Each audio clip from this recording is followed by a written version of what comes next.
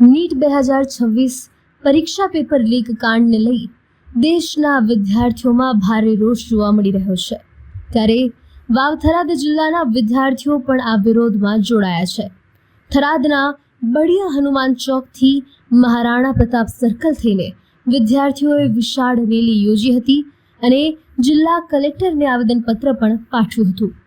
વિદ્યાર્થીઓએ કેન્દ્રીય શિક્ષણ મંત્રી ધર્મેન્દ્ર પ્રધાનના તાત્કાલિક રાજીનામાની માંગ કરી છે, તેમજ દિલ્હીના જંતર મંતર પર શાંતિપૂર્ણ પ્રદર્શન કરી રહેલા વિદ્યાર્થીઓ પર થયેલા પોલીસ લાઠીચાર્જ સામે ઉગ્ર રોષ વ્યક્ત કર્યો હતો।